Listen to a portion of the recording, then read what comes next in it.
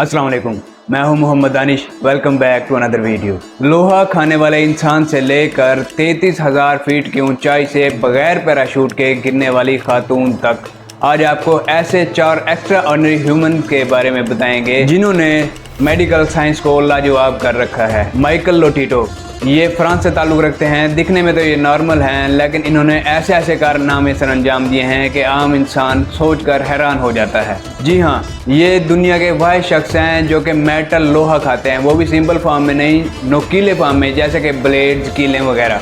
पहली बार इन्होंने मेटल उस वक्त खाया जब ये 9 साल के थे। फिर इन्होंने 16 साल की उम्र में पब्लिक प्लेस में भी कारनामे सर अंजाम देना शुरू कर दिए। पहले तो लोगों को लगता था कि ये ड्रामा करता है, लेकिन मेटल खाने के बाद इनके कई बार एक्सरे भी किए गए, जिनमें मेटल के टुकड़ों को इनके डाइजेस्टिव ट्रैक्ट से भी गुजरते देखा गया। डॉक्टर्स का कहना है माइकल की स्टोमिक लाइनिंग जो है वो बहुत ज़्यादा मजबूत है, इसी वजह से इनका स्टोमिक बहुत ज़्यादा एसिड प्रोड्यूस करता है, जिसकी वजह से वो 900 ग्राम मेटल आराम से रोजाना डाइजेस्ट कर सकता है। इन्होंने अपनी जिंदगी की सिर्फ पब्लिक अपीयरेंस में 18 bicycle, 15 market trolleys, 2 bed, 7 TV set और 500 मीटर की स्टील और एक पूरा जहाज सेस्ना 150 भी खाकर दिखाया। और ये जहाज खाने में माइकल को पूरे 2 साल लगे। इनका मेटल खाने का तरीका ये होता है कि ये पहले मेटल के छोटे छोटे टुकड़े कर लेते हैं, फिर इसको मिनरल ऑयल या वाटर की मदद से निगलते हैं। माइकल का कहना है कि रोजाना 900 ग्राम मेटल खाने से इन पर कोई असर नहीं पड़ता और आज तक इस वजह से इन्हें कोई तकलीफ भी नहीं हुई।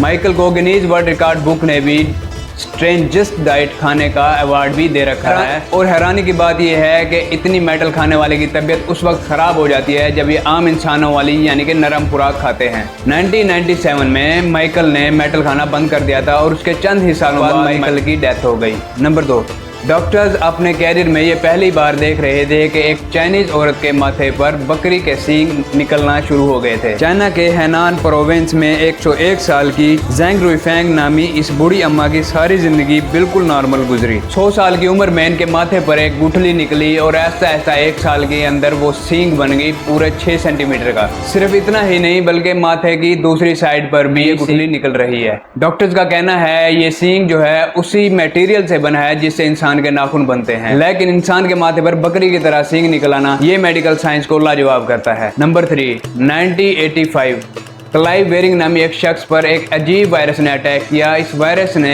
क्लाइव के नर्वस सिस्टम पर अटैक किया। इस बीमारी को मेडिकल टर्म्स में एमनीशिया कहा जाता है। ये दुनिया के वाहिद शख्स हैं जो 7 सेकंड से ज्यादा कुछ याद नहीं रख सकते। जो भी बात करते हैं वो थोड़ी ही देर में यानी कि 7 सेकंड में भूल जाते हैं। बीमारी से पहले इन्हें अपनी जिंदगी की चंद चीजें याद हैं, जैसा कि इनके बच्चे, लेकिन उनका नाम इनको याद नहीं है।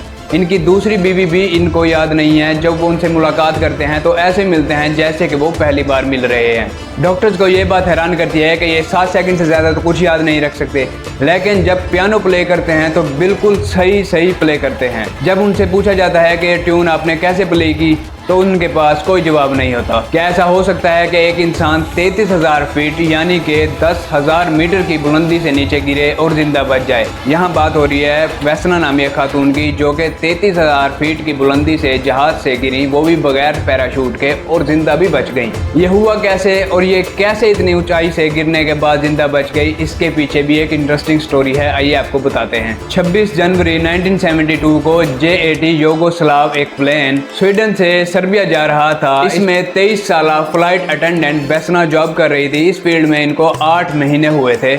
असल में आज के दिन इनकी छुट्टी थी, लेकिन वेसना नामी एक दूसरी अटेंडेंट से इनका नाम मिक्स हो गया और इनको जॉब पर भेज दिया गया। दोपहर को जहाज 4:01 पर जब चेक रिपब्लिक पर पहुंचा तो अचानक इसके लगेज वाले हिस्से में धमाका हुआ। दरअसल ये एक बॉम्ब ब्लास्ट था जिसकी वजह से जहाज के 3 टुकड़े हो गए। इस वक्त जहाज अपने फुल एटीट्यूड यानी कि 33,000 फीट पर था और यहाँ पर ऑक्सीजन और टेम्परेचर भी बहुत कम होता है। जैसे ही जहाज के टुकड़े हुए केबिन का प्रेशर खत्म हो गया और क्रू समेत सारे पैसेंजर बाहर खींचे चले गए। वेसना की खुशकिस्मती थी कि वो जहाज के पिछले हिस्से में फंस गई, जिसकी वजह से वो लो प्रेशर जोन में ड्रैग ना हो सकी। इत्तेफाक से जहाज का पिछला हिस्सा एक घने दरख्त और बर्फ पर जा गिरा। एक और इत्तेफाक ये हुआ कि जिस शख्स ने वेसना की चीखें सुनी वो रिटायर्ड मेडिक था, जिसने रेस्क्यू पहुंचने से पहले ही वेसना को फर्स्ट एड दे दी थी। वेसना के जिस्म की सारी हड्डियां टूट चुकी थी और वो 3 दिन तक कोमा में रही। 10 महीनों बाद वो हैरत अंगेज तौर पर अपने पैरों पर खड़ी हो गई। डॉक्टर्स का कहना था कि गिरते वक्त वैसना का ब्लड प्रेशर लो था, जिसने इसका दिल फटने से बचा लिया। इतनी ऊंचाई से गिरने के बाद गिनीज बुक ने इनको वर्ल्ड रिकॉर्ड भी दिया। इतनी ऊंचाई से गिरने के बाद ये 43 साल तक जिंदा रही और उसके बाद 66 साल की उम्र में ये नेचुरल मौत मर गई। मजीद इंटरेस्टिंग वीडियोज के साथ हाजिर होंगे,